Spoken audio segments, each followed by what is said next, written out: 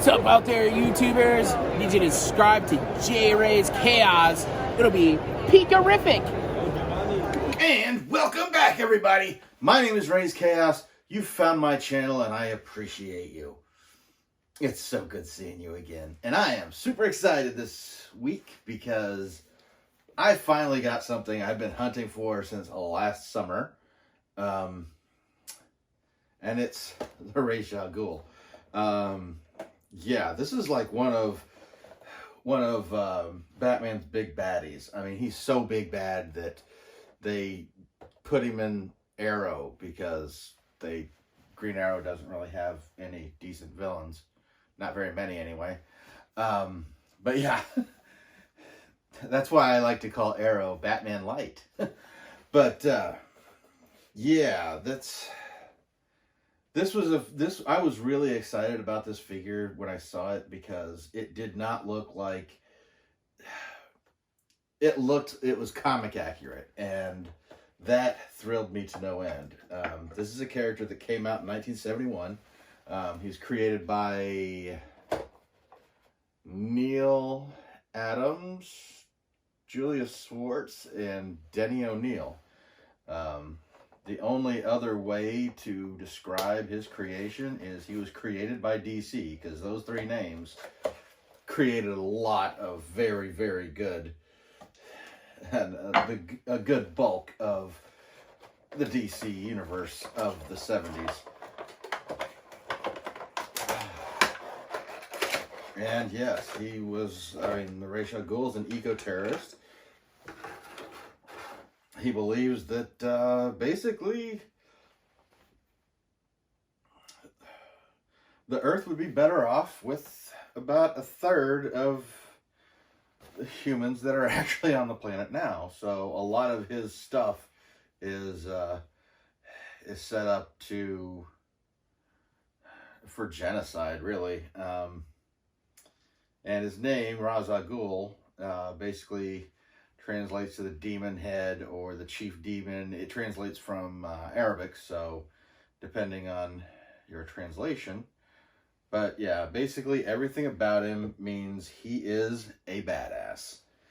And yeah, it's just, this is his classic design, and it's so perfect. I love everything about this. It's sculpted.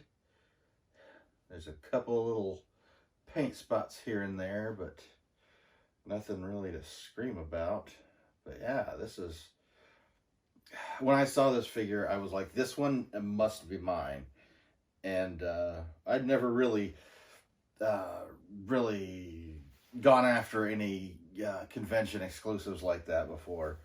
And so I failed. And it took me a long time to get this, and I probably paid a lot more than I should have, but he's a must.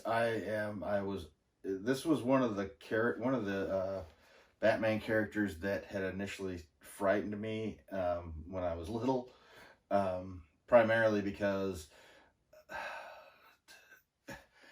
okay, so the Joker has died like a gazillion times and come back. And several of Batman's villains have seemingly passed on or died in an accident or something like that. But the Raze Ghul was one of those that he was never going to get caught. Batman could stop him but could not capture him. And it just pretty much specified that due to the Lazarus pit, he was immortal. So even if he was killed, you put him in a Lazarus pit, he comes back. I mean, in my mind, he was like the ultimate baddie. And just the fact that so much of his organization is used in Batman, even, well, like in the Dead Man figure that I showed you, his creation was created out of the Raze Ghul's organization, even though he wasn't even part of the story. And that part of the organization was never even mentioned until Dead Man. Because it was the League of Assassins that did him in, and nobody had ever heard of that. That was the first time it had ever appeared in any comic But even though Ra's al Ghul was not there, he played a big part of that character's story. So yeah, I mean, just with his underground network, he was able to do quite a bit, and it's easy to insert him into stories, even if you don't want to insert him. So yeah, I think that's the appeal, and then his longevity. It's just,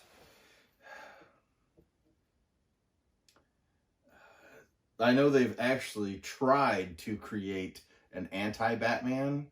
Like, they've created characters specifically to be the anti-Batman, but I think this is the closest they've ever actually come. And you can't mess with perfection on this one. I'm going to go ahead and give you get you some close-ups on this guy, and then I'm going to see you this Friday.